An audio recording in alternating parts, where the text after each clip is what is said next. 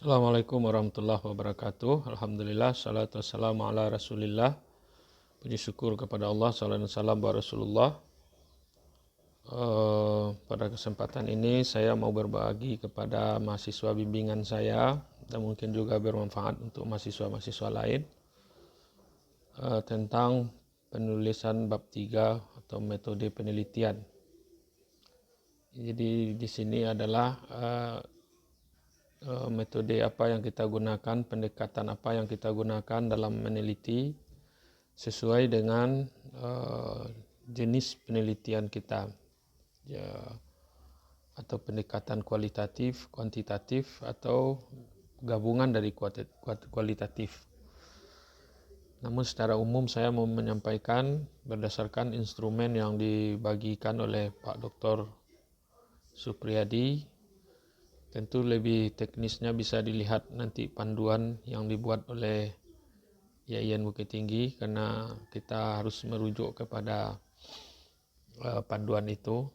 Namun saya menyampaikan garis-garis besar saja berdasarkan instrumen yang dibuat oleh Pak Dr. Supriyadi, karena dia meneliti tentang bimbingan skripsi. Yang pertama adalah pemilihan metode sesuai dengan pembahasan permasalahan. Apa pembahasan kita, apa permasalahan penelitian kita, maka metodenya mengikut ke sana. Kalau pembahasan dan permasalahan penelitian itu berkenaan dengan penelitian kualitatif, maka metodenya adalah metode kualitatif. Tapi kalau penelitian kuantitatif, maka metode pendekatan yang digunakan adalah pendekatan kuantitatif. Saya menyebut kualitatif dan kuantitatif itu sebagai pendekatan. Atau bisa juga gabungan. Untuk riset dan pengembangan biasanya tidak terfokus kepada ini, tapi bisa saja kualitatif melalui wawancara, bisa juga kuantitatif, uji-uji instrumen, uji praktikalitas dan sebagainya. Tapi yang penting harus sesuai. Yang kedua adalah kemampuan mahasiswa mengenai metode penelitian. Jadi diharapkan Anda harus memiliki kemampuan yang memadai untuk meneliti sebuah persoalan. Nanti bisa dibimbing oleh pembimbing. Kemudian yang ketiga adalah jadwal penelitian direncanakan tidak terhalang oleh kalender akademik tempat penelitian. Jadi penelitian itu sebenarnya tidak mesti harus sesuai kalender akademik yang ada di tempat belajar. Jadi bisa saja sesuai kebutuhan dan keperluan data yang kita gunakan. Yang keempat adalah memuat alasan logis ilmiah. Ini pemilihan lokasi, metode, dan jenis penelitiannya harus logis dan ilmiah. Umpamanya kita memilih di sekolah A. Kenapa di sekolah A? Tentu ada alasan-alasan ilmiah yang bisa kita kemukakan. Jangan alasan-alasan subjektif yang tidak bisa kita masukkan dalam skripsi. Contohnya meneliti pesantren. Pesantren ini ada apa namanya? Keunikannya, atau pesantren ini sesuai dengan masalah yang kita teliti. Kemudian metodenya juga begitu, harus jelas. Kenapa metode ini? Karena data apa yang mau kita cari itu tentu harus jelas ilmiah dia. Kalau kita mau mencari, menguji umpamanya pengaruh, tentu metodenya adalah metode kuantitatif atau korelasi atau eksperimen dan sebagainya. Tapi kalau kualitatif tentu metodenya itu alasan-alasan yang sesuai data apa yang kita cari. Kemudian memuat alasan logis juga tentang jenis penelitian. Kenapa kualitatif? Kenapa kuantitatif? Tentu sesuai dengan bab 1 kita yang sudah kita rumuskan dari awal. Jadi tidak boleh alasan-alasan yang tidak ilmiah dan tidak logis. Kemudian yang ketujuh adalah pemilihan metode dan jenisnya itu harus ada dengan tujuan dan permasalahan. Harus pemilihan metode dan jenis itu tepat sesuai dengan tujuan ya.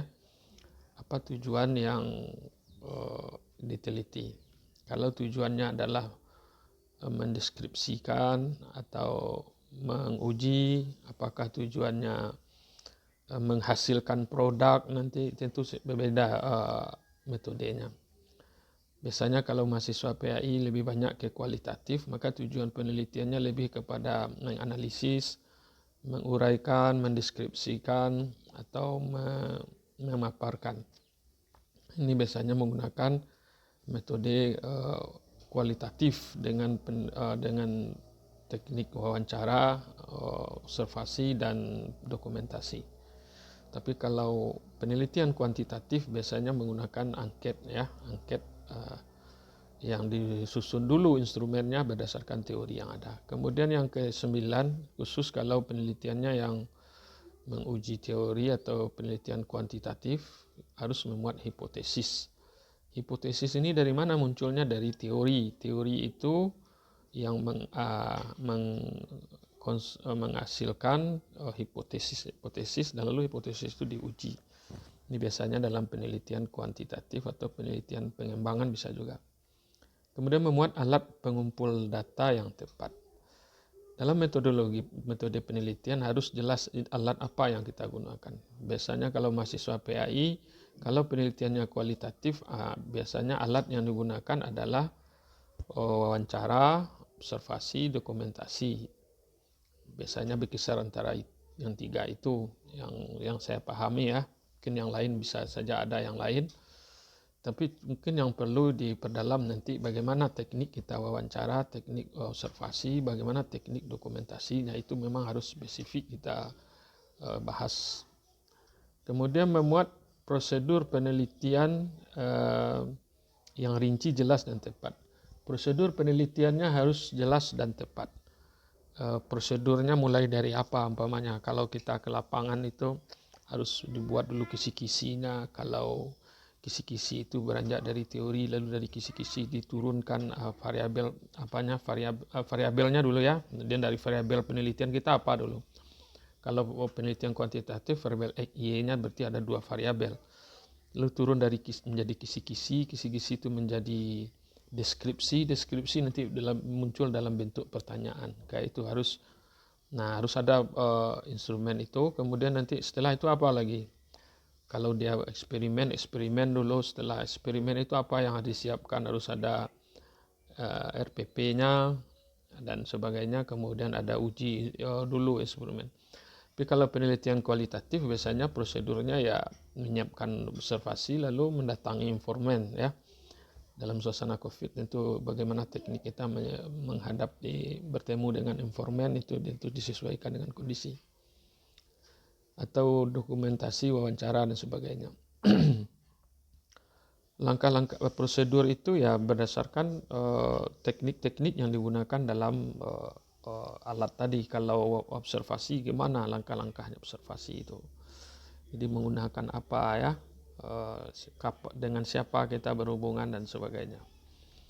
Memuat langkah dari prosedur yang dipilih. Memuat rumus langkah-langkah kerja ya, ada prosedur. Kemudian memuat teknik pengolahan data. Ini biasanya ya, setelah data didapatkan dari wawancara, angket, itu baru data ya. Tapi data itu kan harus diolah data itu. Kalau data kuantitatif ada teknik pengolahan datanya. Kalau data kualitatif, teknik pengolahan datanya juga beda ya. Untuk penelitian kuantitatif, pemilihan populasi dan sampel tepat berkaitan dengan teknik. Nah, kalau penelitian kuantitatif, populasinya harus jelas, sampelnya harus jelas, ya. Kemudian selanjutnya adalah penelitian kualitatif, pemilihan sumber data dan informan ini juga harus tepat. Siapa sumber data kita, informan? Kalau meneliti guru tentu pembelajaran di sekolah biasanya guru. Kalau penelitian tentang pemuka masyarakat, siapa pemuka masyarakatnya. Kalau meneliti lembaga, siapa yang menjadi informan dalam lembaga itu. Nah, itu harus jelas sumber data dan informannya. Teknik keabsahan data juga harus ada ya. Teknik keabsahan data ini bagaimana data itu bisa dipercaya, bisa diakui, dan tidak tumpang tindih, tidak berlawanan, dan bisa dipercaya oleh orang bahwa betul kalau memangnya datanya wawancara. Bagaimana kita menguji kesahihan data itu? maka ada uji keabsahan data nanti. Kemudian penelitian kuantitatif menguji prasyarat analisis lengkap sesuai dengan penelitian. Nanti ada uji-ujinya. Kemudian kalau kuantitatif memuat jenis dan prosedur uji hipotesis yang tepat. Ada. Kemudian ini mungkin khusus untuk penelitian R&D, riset dan pengembangan, harus ada penjelasan uji validitas, praktikalitas, efektivitas. Biasanya ini yang banyak dilakukan oleh anak TIK, mengembangkan sebuah produk, lalu produk itu diuji validitasnya, instrumennya juga diuji dulu, lalu diuji setelah instrumennya itu diberikan kepada validatornya ya. Kemudian praktikalitas ini siapa yang menjadi pelaksana. Jadi praktikalitas itu apakah produk itu praktis atau tidak. Ini ada alat-alat ujinya, nanti instrumennya. Efektivitas juga begitu. Efektivitas ini biasanya kan kesiswaannya ya. Kalau mamanya produknya bahan ajar, efektif tidak bahan ajarnya, diuji kesiswaannya, nanti siswanya yang berikan penilaian. Kalau praktikalitas biasanya kalau di sekolah gurunya itu yang menguji praktis atau tidak dia menggunakan bahan ajar itu. Kalau uji validitas biasanya ini terkait dari orang yang ahli dalam bidang itu. Kalau penelitiannya bahan ajar, siapa yang memvalidasi? Tentu orang-orang yang ahli di bidang pengembangan bahan ajar. Di R&D juga rumus ujinya juga jelas ya, uji validitas, rumusnya bagaimana, uji praktikalitas, uji efektivitas yang digunakan harus ada jelas ujinya. Kemudian yang harus kriteria ukurnya juga harus jelas ya, bagaimana validitas angketnya yang bisa dinilai nanti harus jelas kriterianya. Kemudian penelitian R&D mahasiswa memperlihatkan kerangka umum prototipe yang akan dikembangkan. Nah, sebelum harus dilihatkan dulu desainnya, prototipe seperti apa yang mau dihasilkan dari produk itu. Barangkali itu secara umum dua bab metode nanti tentu sesuai dengan masalah yang kita teliti, sesuai yang saya sampaikan di awal tadi. Tapi secara umum ada hal-hal yang sama mungkin tadi yang sudah saya sampaikan, harus jelas oleh kita alasan-alasan yang kuat dalam setiap metode yang kita gunakan. Demikian saja. Terima kasih. Mudah-mudahan ada manfaat dan faedahnya. Assalamualaikum warahmatullahi wabarakatuh.